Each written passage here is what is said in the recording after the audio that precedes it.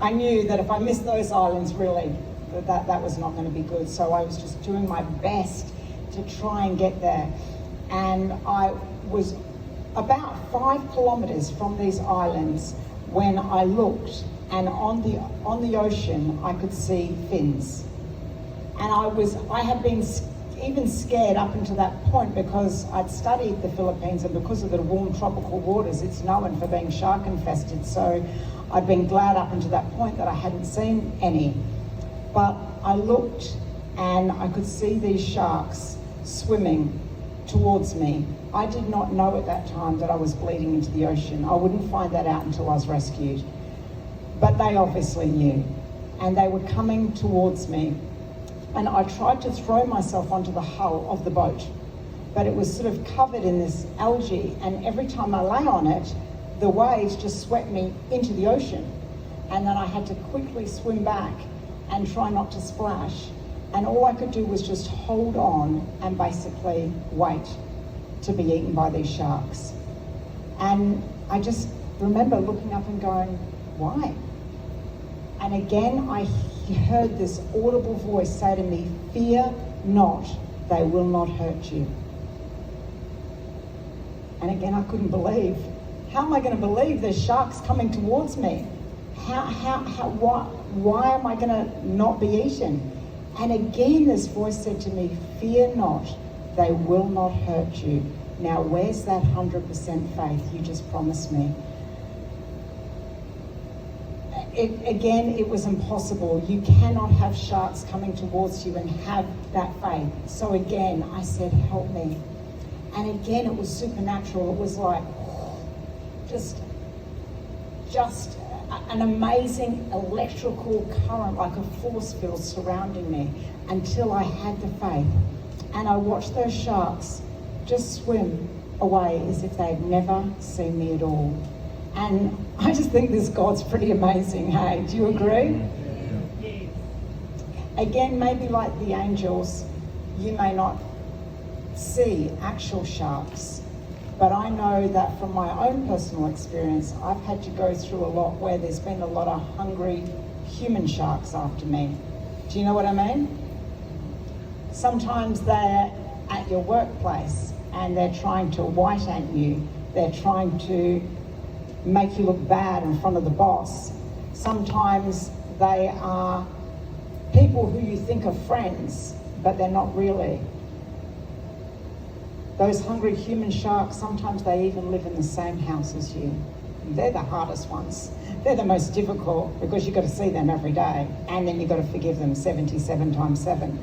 But I believe that God would say the same thing to you that he said to me. Fear not. They cannot hurt you. I'm not saying that they won't try, because they are emissaries of Satan sent to rob, kill, steal, and destroy. But they can't do anything that God won't allow.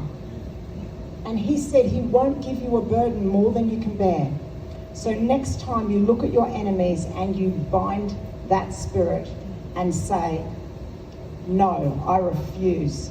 I refuse to be attacked by you, and stand and pray that God will battle those hungry human sharks in your life. Because you know something, if he did it for me, he'll do it for you also. About a half an hour or an hour, again, of course I didn't have a watch, but it seemed like about an hour, I finally saw a boat coming towards me. And I was pretty ready to get out of this ocean, hey. And at the time, I just had a little tank top on, I had bikinis, and I still had the flippers on, which I put on 3 days earlier.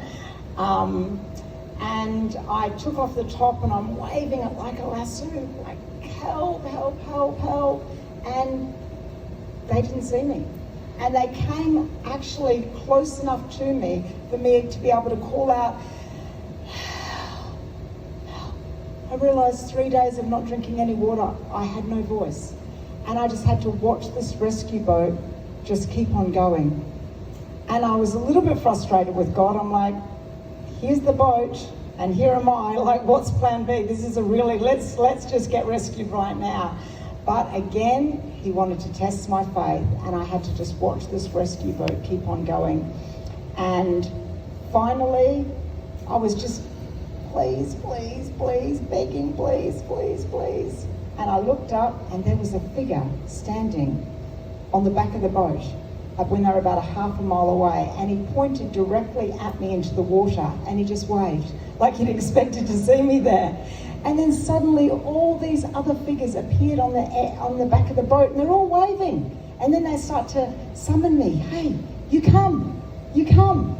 And I'm thinking, I've been in the ocean for 3 days. I'm almost dead. Can you come and get me? So I'm doing this, and they're still doing this, and I'm realizing these people aren't coming to get me. And so I had to leave this boat, which I'd held onto for the last 3 days. And it was scary. I'd only just seen sharks. And I had to swim through that water and get to that boat. I couldn't do it. My arms felt like they were broken.